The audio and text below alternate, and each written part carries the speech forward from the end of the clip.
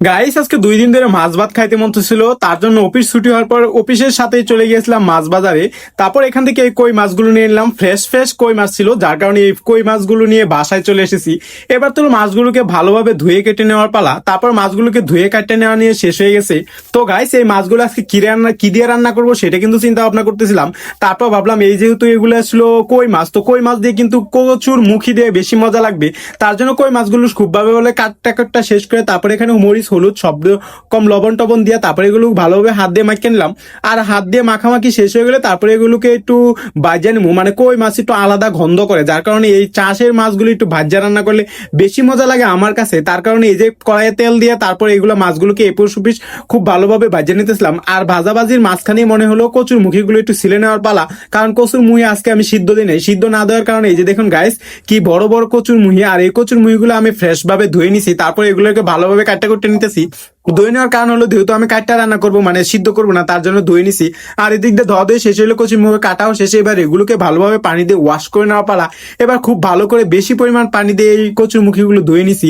এবার তো একটা মশলা রেডি করার পালা তরকারির জন্য। প্রথমে একটা লবণ দিয়ে দিলাম, আর তারপরে দিয়ে দিলাম এখানে গুঁড়া মরিচ, মানে মরিচের গুঁড়া। আর মরিচের গুঁড়া দেওয়ার পর হলুদের গুঁড়া, আর হলুদের গুঁড়া দেওয়ার পরে খানিকটা পেঁয়াজ।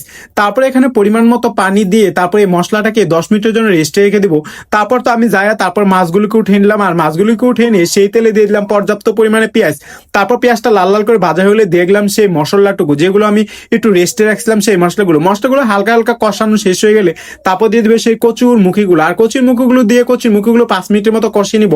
আর গাইস এগুলো কষানোর মধ্যে যখন একটু তেল তেল ছাড়ে দিবে তখন গাইস এটা হয়ে যাবে। তারপর আমি এখানে একটু তেল তেল ছাড়ে দেওয়ার সাথে সাথে এখানে পর্যাপ্ত পরিমাণে পানি দিয়ে দিব। মানে আজকে যেহেতু চুক্কার ঝোল রানবো আর সেটা কচুর মুখি দিয়ে, তার জন্য বেশি পরিমাণ পানি দিয়ে দিছি। পানি দেওয়ার পর এখানে কই মাছ দিয়ে তারপর ঢাকনা দিয়ে ঢাকিয়ে দিছি। তারপর চলে এসেছি স্পেশাল সেই এই যে কচুর মুখির জন্য এই যে তেঁতুলের চুক্কা। আজকে আমি কচুর মুখি দিয়ে এই তেঁতুলের চুক্কা রান্না করব। তারপর কচুর মুখিগুলো একটু একটু হওয়া শেষ হয়ে গেলে, মানে তরকারির প্রায় হওয়া শেষ হয়ে গেলে তারপর এখানে দিয়ে দেবো এই এই টকগুলো, মানে তেঁতুলগুলো। আমাদের অঞ্চলে তেঁতুলের টক দিয়ে খুব বেশি মজা করে খাওয়া হয়। এই বছর আমার তেমন ভাবে খাওয়া হয়নি, তার জন্য আজকে বানিয়ে ফেললাম এটা। তো তরকারিটা কেমন হয়েছে সেটা কিন্তু আপনারা কমেন্টস করে জানাতে পারেন। আর অবশ্যই আজকের ভিডিওটা ভালো লাগলে কিন্তু একটা লাইক কমেন্ট শেয়ার করে দিতে পারেন। এবার তো আমার খাওয়ার পালা আর সহ্য হচ্ছে না আজকের তরকারিটা দেখে। তারপর আমি কি করলাম, জমিয়ে বেশ কিছু মতো তরকারি নিয়ে নিলাম, মুখি নিয়ে নিলাম, সাথে একটা মাছের টুকরা।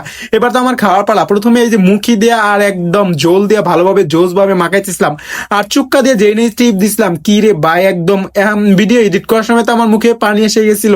তো এদিক দিয়ে ভাত ভালো করে মাখিয়ে মাখিয়ে ভাত খাওয়া শেষ হয়ে গেলে এই মাছগুলি দেখাচ্ছিলাম। আর এভাবে মূলত আজকে আমার ভিডিওতে এখানেই শেষ করব। তো কেমন ছিল আমার ভিডিওটি সেটা কিন্তু কমেন্টস করে জানাতে পারেন। আর অবশ্যই ভিডিওটি ভালো লাগলে কিন্তু লাইক করেন, শেয়ার করতে পারেন। আর আমার এরকম ভিডিও ভালো লাগে না, মিউজিকের ভিডিও ভালো লাগে সেটা কিন্তু কমেন্টস করে জানাতে পারেন। সবাই ভালো থাকবেন, সুস্থ থাকবেন, ছোট মিয়া ব্লগের সাথেই থাকবেন। এই তো আমার আজকে ব্লগ এখানেই শেষ করছি। সবাই ভালো থাকবেন, সুস্থ থাকবেন, টাটা বাই বাই। আপনারা ভালো থাকবেন, আমার সাথেই থাকবেন, আর ভিডিওটা বেশি বেশি লাইক করেন, শেয়ার করে দেবেন।